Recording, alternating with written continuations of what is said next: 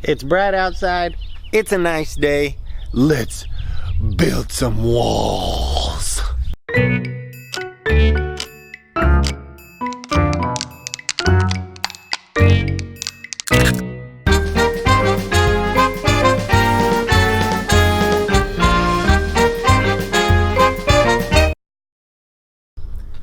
What's up, guys? Corey here with Toothless Reptiles in San Diego. As always, make sure to follow us on social media and all that good stuff. Check out our website. Okay, so we finally have a break in the rain to be able to start building some of the stuff that I wanted to get done the last few days.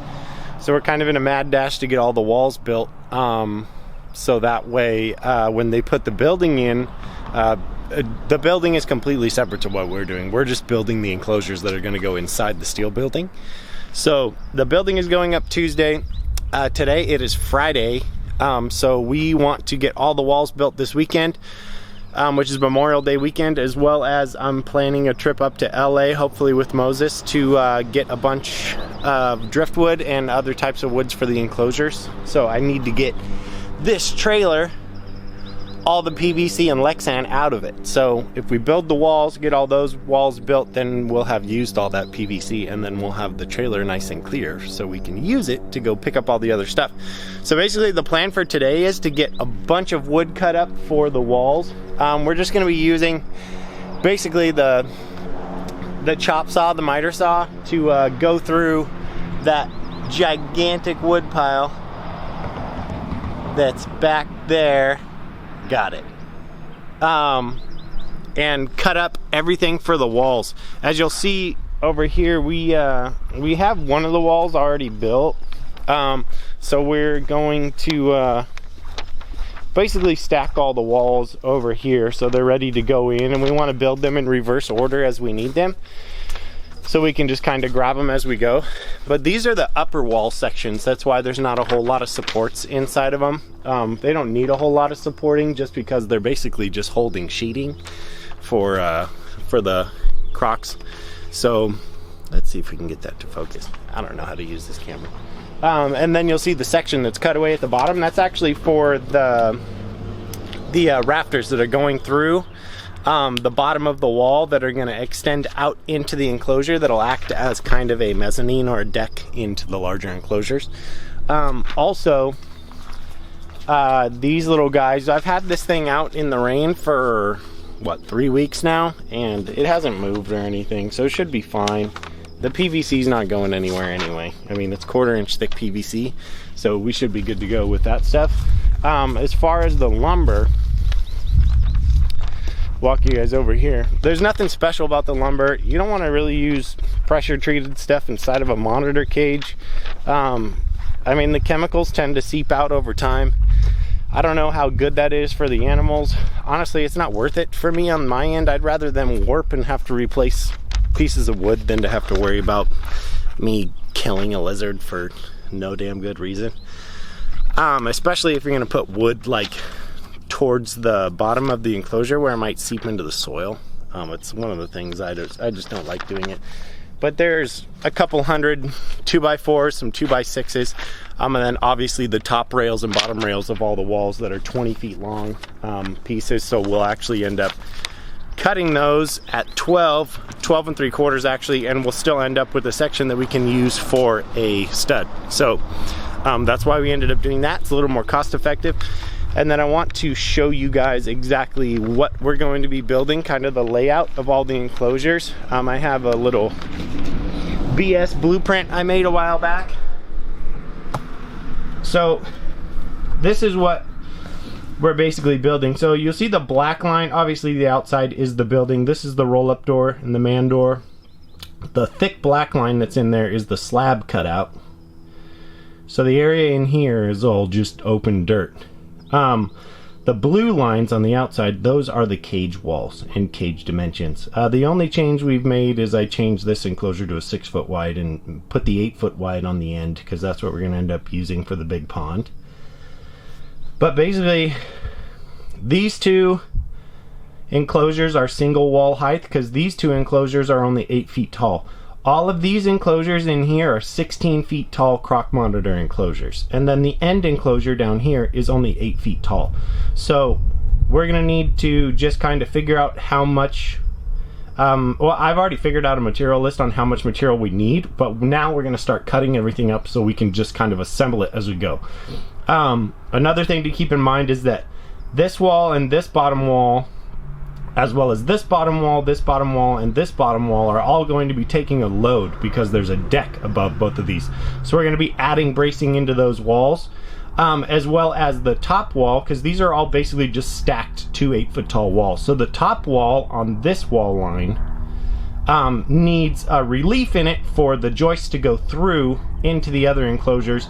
Same thing as this side, which is why you saw that wall that's up against the tree has a relief at the bottom, and that's to allow the joist, the 2x6 joist, to go through. So pretty cool. I'm gonna throw you guys over to a time lapse. We're gonna start cutting up some wood and hopefully building some walls, and it's real basic. We're basically just building boxes.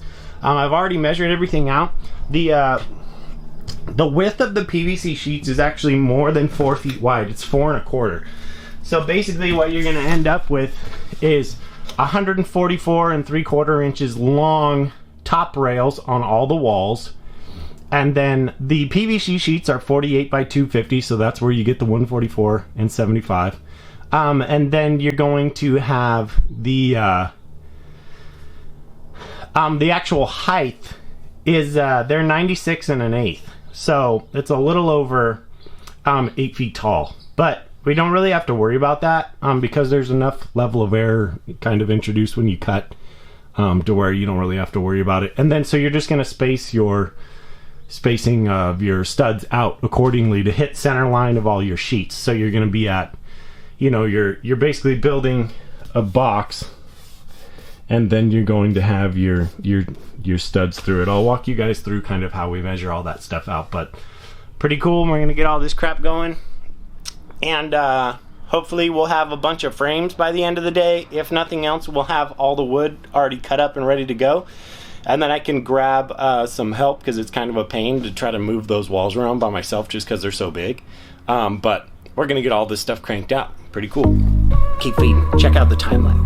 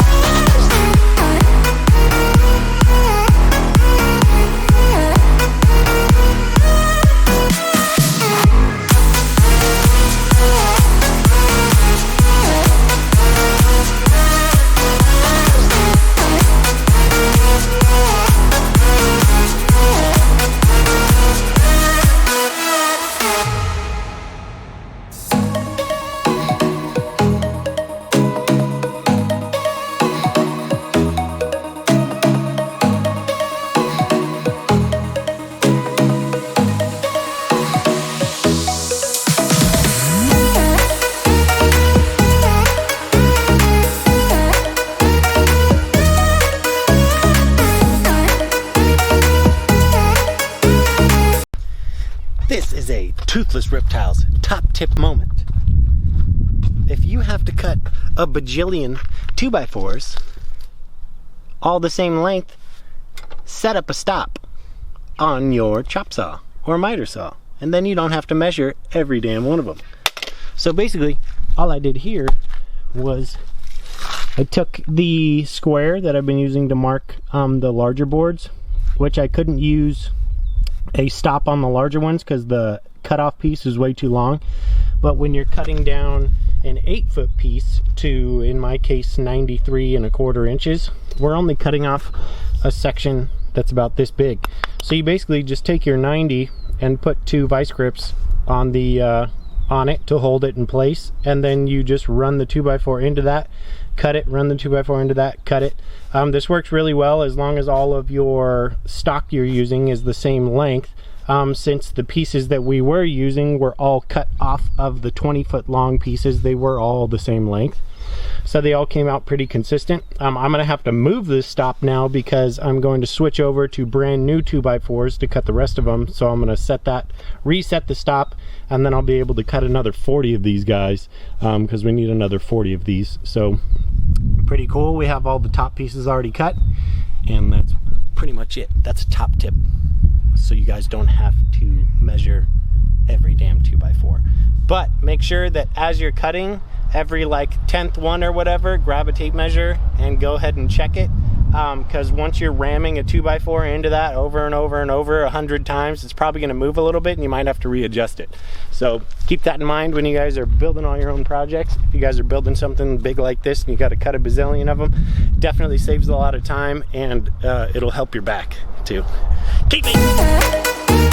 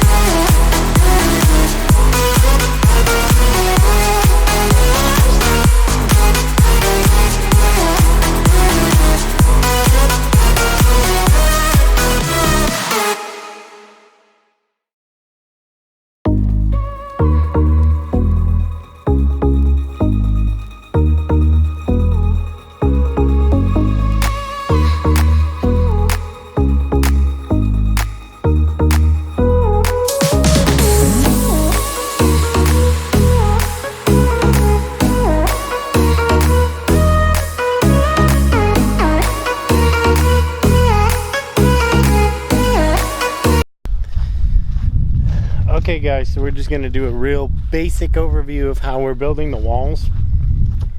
And especially the upper walls are really basic. It's basically just a box with some 4-foot on center studs in it just to support the PVC, foam PVC sheets. So and then on top of that, we're going to end up adding these things. So these are just some 90-degree angle brackets. You can get these from Home Depot. These go on all 4 corners, as well as kind of triangulating the stud section. And these are just your normal 3-inch screws, and I think those are 1.25-inch screws that were used for the brackets. But that's pretty much it. So you're just building basically a 12 by 8 foot box and then sheeting it 3 sheets. And we'll use the sheeting to square up the wall, and then we'll flip the wall over and we'll add these brackets, which I already have on this wall because this wall's already done, but you can see we just added the brackets on all 4 outside corners and then split it between, we have a 90 there and the opposite 90 here, just to keep the wall from racking once we get everything put in. And these walls are basically, you know, they're not structural. I mean, they're structural in a sense, but they're not really carrying a load. And they're basically just there to keep the animals from going into the other enclosures. There's nothing special about it. We're basically just using the framing to hold the PVC sheets, and then the PVC sheets are acting as a barrier for the animals not to be able to get over into the other enclosures. So that's pretty much it for the walls. The only difference between the walls that are carrying a load and not carrying a load is we're going to have trusses, beams, 2 foot on center, the 2x6s for the deck that's going above. So we'll carry that load down to the ground by having these studs spaced out 2 foot on center as well. So the trusses will be right on top of the stud, and that stud will carry the load down into the floor, which is obviously 6-inch concrete. So that should carry the load for that, but mostly These walls aren't going to be carrying any load. So that's pretty much it. So you guys will watch on the time lapse. I got a ton of walls to build and to get up. Some of them will have reliefs in them, some of them won't. But for the most part, they're just super basic carpentry here. It's literally a box with sheeting on it, and that's it. The cool part will come when we're putting all the stuff in the box. I mean, we are literally just creating boxes for lizards to live in, and then we'll add all the cool stuff later. So it'll make the boxes into a habitat. So pretty cool. We'll switch over to the time lapse. You guys can watch if you want to. We finished cutting up all of the lumber. So we have all of the big 12-foot pieces for the tops of the walls. All of the 2x4s are all cut for the studs, as well as I cut up all the pieces we're gonna need for the doors. Every single enclosure is gonna have a 4-foot by 8-foot Lexan door, and the fronts of all the enclosures are gonna be completely see-through Lexan. So it should be really cool. But keep watching, keep checking out the series. Keep eating.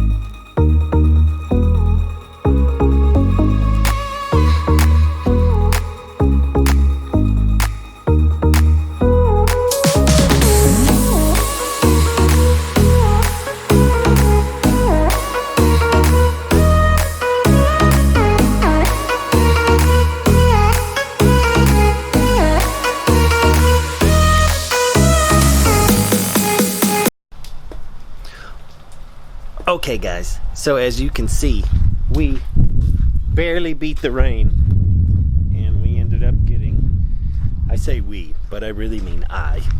My buddy Mark came and helped me unload a trailer, but you know, as far as construction goes, I was able to get all the walls built for the enclosures. So we got 1, 2, 3, 4, 5, 6, 7, 8, 9, 10, 11, 12, 13 walls. They're all built in reverse order as we'll need them to go into the building, so we don't have to pull anything out from the back. They'll just come right off the front of the stack all the way into the back of the building, and we'll build out towards the front on both rows, the top and the bottom, and those are all done. And then I also have a prototype door that I built just to make sure that all that framing was going to be sturdy enough to be able to hold shape when it hangs, and all that stuff seems to be fine. So we'll do another video up here as soon as the rain stops, and that'll be episode 3, and I'll go through how I'm building the doors, and that should be a pretty quick episode. And then after that, actually I'll go through how I'm building the doors, and I have to set up, there's some cool tubing that I'm going to use for the river to pass through the walls for the enclosures. So all that stuff will get set up in the next couple days, as long as the rain goes away. Coming back another day. It's San Diego, so it's going to go away. And we're still set up for Tuesday for the building to go up, and weather's still looking good for Tuesday, Wednesday, Thursday, and Friday. So we should be still good for all that stuff, but pretty cool. Hope you guys enjoyed episode 2. My back still hurts. Keep feeding.